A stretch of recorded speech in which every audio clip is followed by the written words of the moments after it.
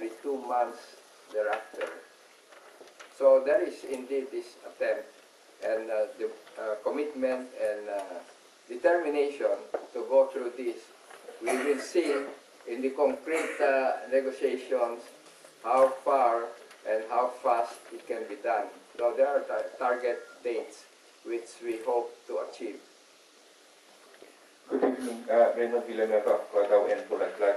May I ask the two panel chairs if you could tell us which parts of the approved agenda proved to be difficult to discuss and agree on, and which parts of the agenda were relatively easier to agree on. And my second question is for Attorney Padilla.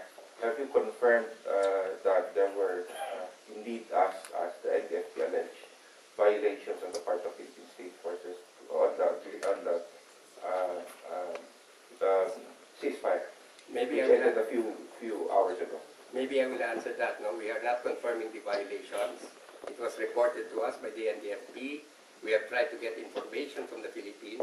I have been informed by our initial data saying that these were movements, not necessarily offensive, but also in line with the peace process. No? So the actual proof that there was, well, we hope not, the actual proof here is that there were actual no deaths, no killings, no skirmishes, no wounded, nothing that would indicate that there was any kind of armed conflict or armed confrontation between the two forces. And I think that is proof enough that the truce was in fact holding.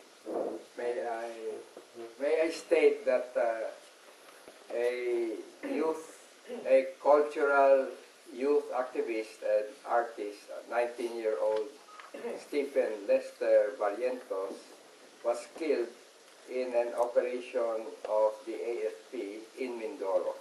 So there is data on that because the youth was indeed killed and he was buried, and the family had to actually suffer some kind of harassment from the military area. Anyway, no. Unfortunately, that transpired, allegedly that transpired in December, not during this current ceasefire.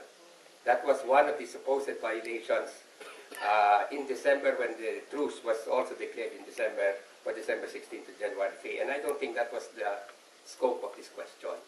The scope of this question related only to this ceasefire. What's your question? Yes, tell me. The ceasefire just passed. Well, we got a report from Mindanao stating that in 8 areas in Bukidnon province alone, there were these civil military operations that harassed and committed acts against the people in these different areas. There are concrete details about this. So we have presented it to the GPH panel, to Attorney Alexander Padilla, but there is this report. There's another report also of what the NPA in the area say are violations of the ceasefire in Surigao, also a report of violations in the Bicol area. But we present it and we ask them to inquire and check, and if there are really such violations, then we ask for the correction, the investigation, also even the sanctions or whatever according to their process. But we say that it's important that these reports be taken into consideration and seriously taken, because, as we say, the experiences of our revolutionary forces on the ground and the position of our NDFP principal are vital for the correct, for us, evaluation and assessment of the ceasefires, the unilateral, concurrent, and reciprocal ceasefires that were declared in for this resumption as well as for the earlier one in December. You care to answer my first question, gentlemen? On which part of the approved agenda were relatively easier to agree on, and which parts were more difficult? Which part?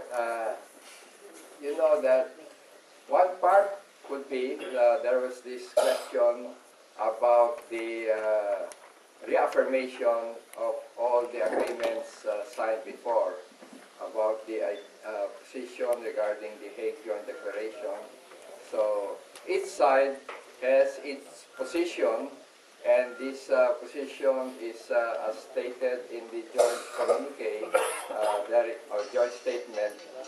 Each side has its position, and they have presented it and put it on record. And then, of course, towards the end, there was still the question of whether a ceasefire should be declared again in March when the Joint Monitoring Committee meets, or later. So these are some of the questions which had caused some problems or difficulties for both sides. But we can say that in the end, up to just not long before the final decision to have the signing, the problems had to be resolved, and finally they were resolved. Yeah. On our end, I think there were many difficult questions or situations. Some were, to my mind, a little petty, some were substantial, but I think the overall difficulty that at least I had, and maybe other members of the delegation, was that there was really a basic mistrust among the panel members. That I think a lot of the negotiations that transpired in the past happened under such situation of conditions that people just simply couldn't take each other's word for it. And I think that's what we said, that I think that will take several more negotiations or rounds of talking whereby we can express what we feel, and that will be taken for what it is. You know? And we hope for that day sometime. And I think that years of that mistrust, the baggage, has really borne down on the negotiations. But I think with the new panel now, with the renewed strength, with the new administration in place, I think we are also cutting down on that basic mistrust and able to build on small gains, hoping to make it bigger and bigger as the days and rounds go by. May I say that some of the big problems that have to be solved are inherited from the Gloria Macapagal-Arroyo regime.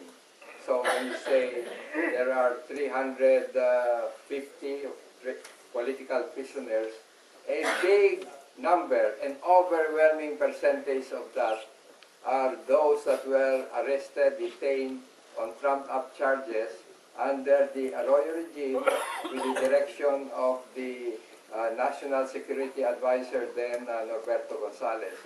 That is something that is a challenge to both parties, both panels, to resolve. That means the Arroyo regime, in sabotaging the peace talks for more than 6 years, in suspending the joint agreement on safety and immunity guarantees, caused a lot of damage to the people, to the peace talks, caused the abduction, the detention, and even the disappearance of NDF consultants and other activists like Jonas Burgos and the 2 UP students. These have to be solved by the new administration and us, of course, and the new panel with a new mandate. But that is something that's not easy to solve immediately, because this is a big number of problems, big number of political prisoners, a big number also of those who have been made victims of extrajudicial killings and disappearances. So these are things that have to be resolved. And that's not a question of trust or mistrust. It's a basic fact that the Arroyo regime committed all these violations, and it is something that has to be tackled by both panels and by both parties. But of course, when we say this is a new regime, a new administration, a new panel, of course, we expect new initiatives to respond to this challenge. And of course, the NDFP will be willing to contribute what it can to help solve this problem. Thank you. On that note, thank you very much to both chairpersons. We will now close this session, but I'm sure on an individual basis you will be able to approach actors later on. So, but for now, thank you very much.